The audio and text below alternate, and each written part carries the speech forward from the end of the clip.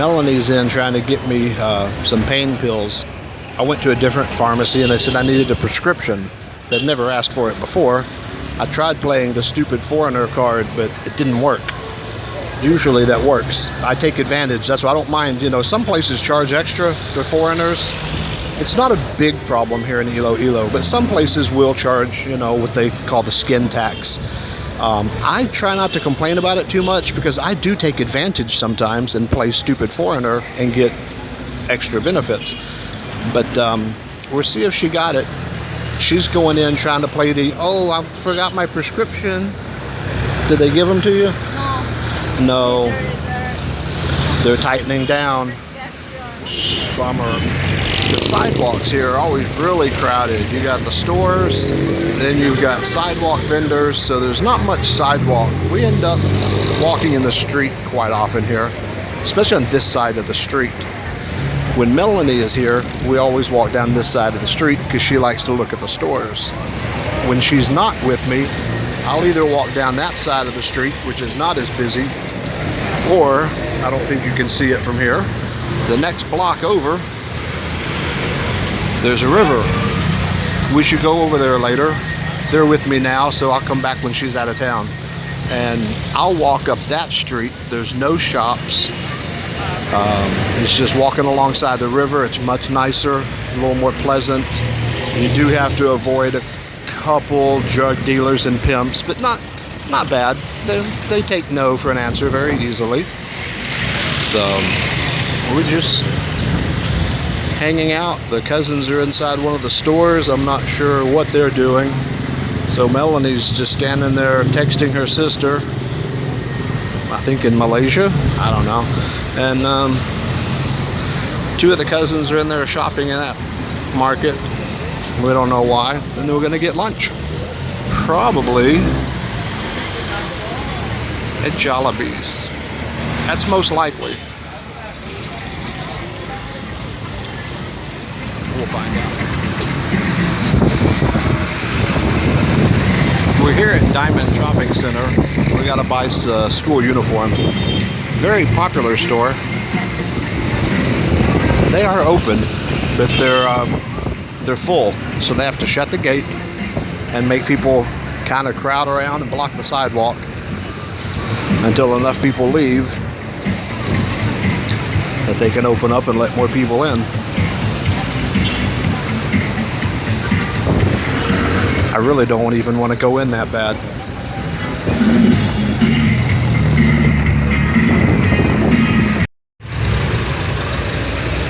Well, they're over at the Diamond.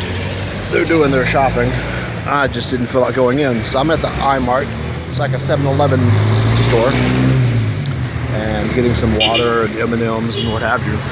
I just don't know if we've looked at some of the buildings here. Can we see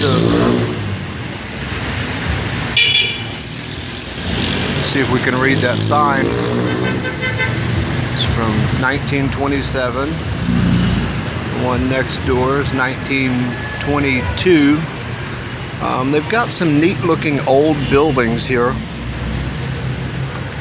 I guess it's part of their Spanish influence.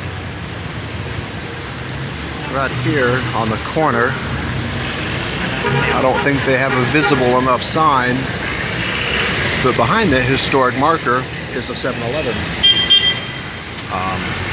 But the buildings, just like, goes down for a couple blocks. There's some really interesting looking buildings here. That's the side of the street that we usually walk on, so you never actually see the buildings. I'm over here on the boring side of the street,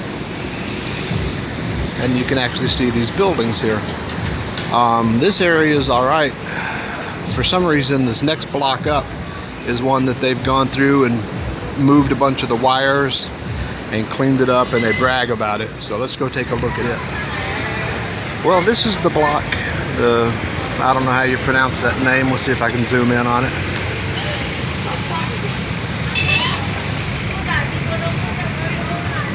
I don't know.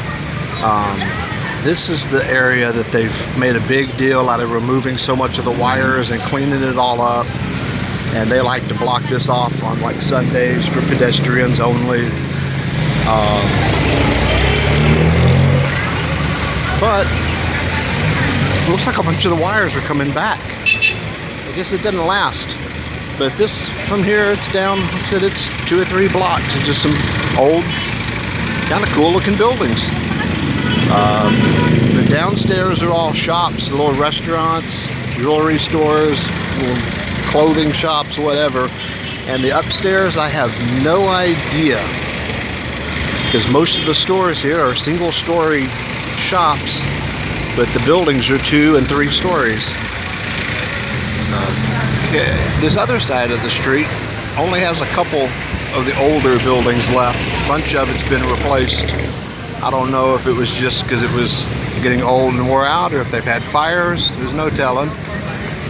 This one's kind of a nice one. And then here we have a small one from 1925, it says. And right next to that was always just this really messed up vacant lot. Really tore up. They just had a metal wall around it. It was really an eyesore. And now they've put in a community garden, kind of a, what do they call it? Tourism center, yes. We'll go take a closer look at that if we can. Okay.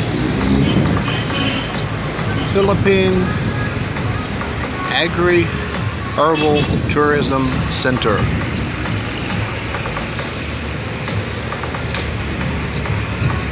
Like I said, this was just a sheet metal wall and a vacant lot, and it looked really bad. So they put all this in. It's closed right now, so we can't go inside. But they put all this in right before the Asian conference came through. And they haven't really done much with it since. The plants are still alive, so I suppose somebody works in there and keeps it cleaned up. But most of the time I come by here, it seems to be closed. Well, today is a holiday of some sort, so maybe that's why they're closed. Stores are all open, but it's a city holiday.